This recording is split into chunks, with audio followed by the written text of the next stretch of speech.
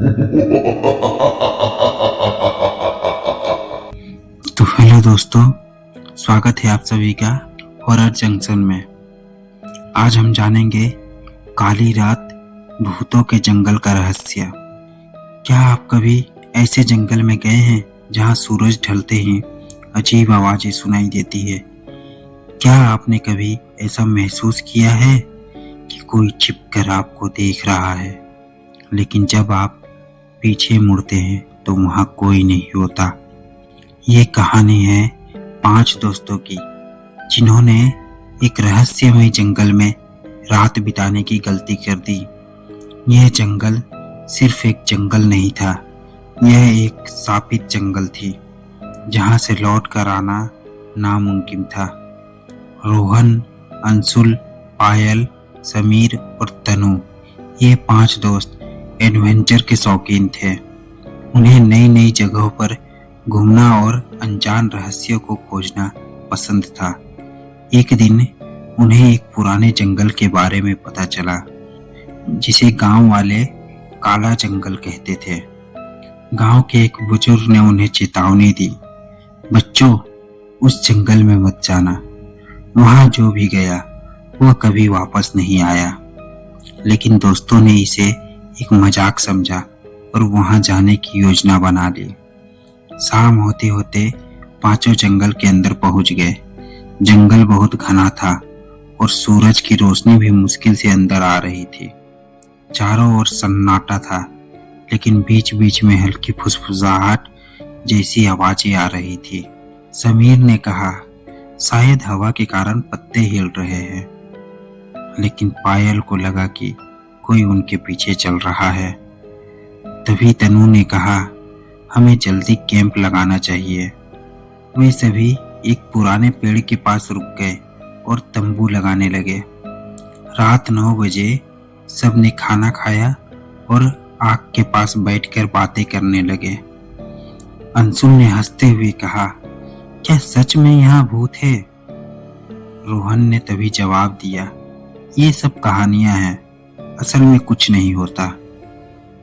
तभी अचानक झाड़ियों से अजीब आवाजें आने लगी। पायल ने डरते हुए कहा, किसी ने कुछ सुना? लेकिन जब सबने टॉर्च जलाकर देखा, वहां कुछ नहीं था। समीर ने कहा,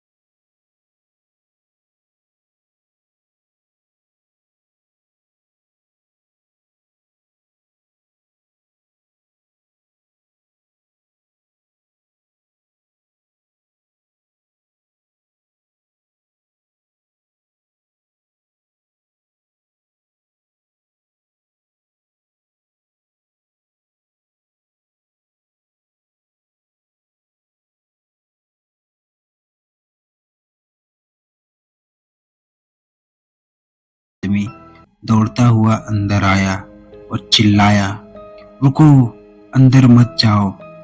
रोहन ने पूछा, क्यों? तभी उस आदमी ने जवाब दिया, ये मंदिर नहीं, ये एक शापित स्थान है। यहाँ एक तांत्रिक की आत्मा कैद है। गांव वाले ने बताया कि 100 साल पहले एक तांत्रिक इस जंगल में तंत्र मंत्र करता था। लोगों ने उसे मारने की कोशिश की, लेकिन मरने से पहले उसने श्राप दे दिया, जो भी इस जंगल में आएगा वो वहीं फंस जाएगा। पायल ने डरते हुए कहा, हमें यहाँ से निकल जाना चाहिए। लेकिन रोहन और समीर ने फैसला किया कि वो इस मंदिर के अंदर जाकर देखेंगे। जैसे ही वे अंदर गए, उन्हें एक अजीब सी गंध आई। अचानक मंदिर का दरवाजा अपने आप बंद हो गया। कमरे के अंदर एक पुरानी मूर्ति रखी थी। जिसके सामने एक लाल रंग की किताब थी। अंशुल ने जैसे ही किताब उठाई, मंदिर के अंदर अजीब अजीब आवाजें गूंजने लगी।